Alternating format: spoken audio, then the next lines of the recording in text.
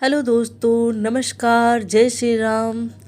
दोस्तों, आज की कथा में हम जानेंगे कि आखिर कौन था जिसकी वजह से प्रभु श्री राम ने माता सीता का परित्याग कर दिया। वह धोबी जिसके कारण माता का परित्याग हुआ, आखिर वो कौन था पूर्व जन्म में।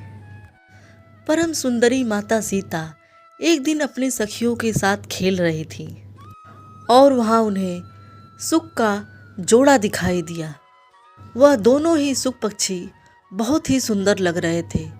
वह पर्वत पे बैठकर माता सीता के बारे में बातें कर रहे थे। वह आपस में बोल रहे थे कि पृथ्वी पर राम नाम से विख्यात एक बड़े ही सुंदर राजा होंगे। उनकी महारानी सीता के नाम से विख्यात होंगी। श्री राम सीता के साथ 11 वर्षों तक राज्य करेंगे। धन्य है जानकी माता और मेरे प्रभु श्री राम। तोते की यह बात सुनकर सीता माता ने सोचा, यह दोनों मेरे जीवन की कथा कह रहे हैं। मैं इन्हें पकड़कर इनसे सारी बातें पूछ लूं। ऐसा विचार करके सीता माता ने अपनी सखियों से कहा, यह पक्षियों का जोड़ा बहुत ही सुंदर है, तुम लोग जाकर इसे पकड़ कर ले आओ। सीता माता उन पक्षियों से बोली, तुम लोग बहुत सुंदर हो, लेकिन डरना मत। तुम कौन हो और कहाँ से आए हो? राम कौन है और सीता कौन है? तुम्हें उनकी जानकारी कैसे हुई? सारी बातों को जल्दी जल्दी बताओ, भय मत करो। सीता के प्रश्न पूछने पर दोनों पक्षी उनको सारी बातें बताने लगे। देवी वाल्मीकि नाम से एक बहुत बड़े महर्षि विख्यात हैं। हम दोनों उन्हीं के आश्रम में रहते हैं। महर्षि ने रामायण नाम का एक ग्रंथ बनाया है जो हम सबके मन को बहुत ही प्रिय लगता है। वे अपने शिष्यों को इस रामायण का अध्ययन कराते हैं और हम लोगों ने भी वहीं पर इसे पूरा सुना है। पक्षियों की ये अत्यंत मधुर बातें सुनकर सीता ने उन्हें मन में धारण किया और पुनः उन दोनों से पूछा, राम कहाँ होंगे? वे किसके पुत्र हैं और कैसे आकर वे जानकी को ग्रहण करेंगे और मनुष्य अवतार में उनका विग्रह कैसे होगा? उनके प्रश्नों को सुनकर सुख मन ही मन जान गए कि यह सीता ही है। वह सामने आकर सीता माता के चरणों पर गिर गए और पूछने लगे, सुंदरी तुम कौन हो? पक्षियों की यह बात सुनकर सीता माता बोली, जिसे तुम लोग जानकी कह रहे हो वह जनक की पुत्री जानकी मैं ही हूँ। श्री राम जब यहाँ पर आकर मुझे स्वीकारेंगे, मैं तभी तुम दोनों को छोड़ूंगी। तुम लोग इच्छा अनुसार यहाँ पर खेलते हुए मेरे राज्य में रहो।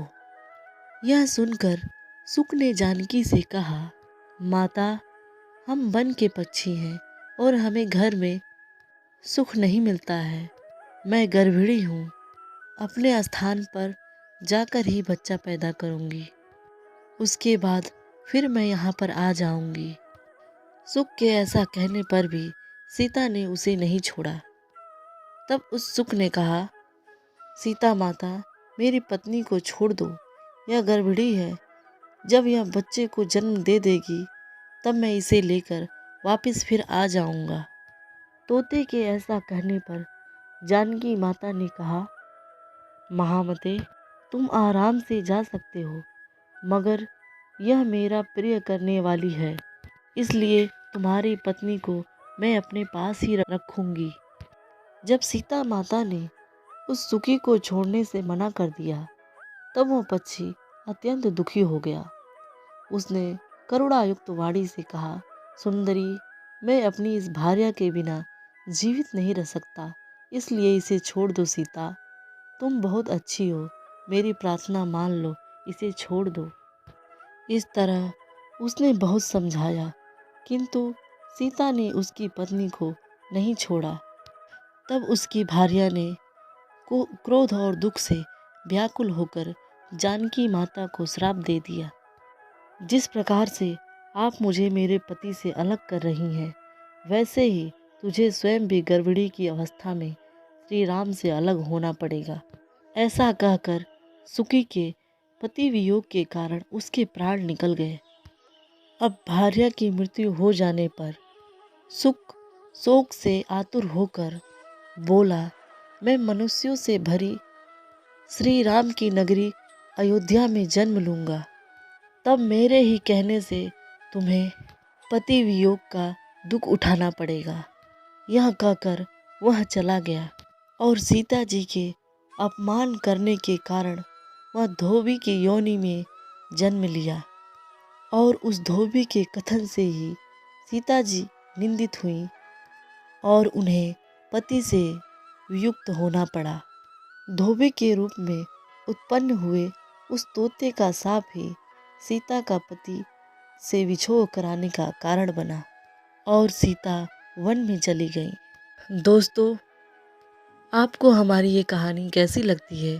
प्लीज़ कमेंट करें, सब्सक्राइब करें, शेयर करें और मुझे बताएं। जय श्री राम।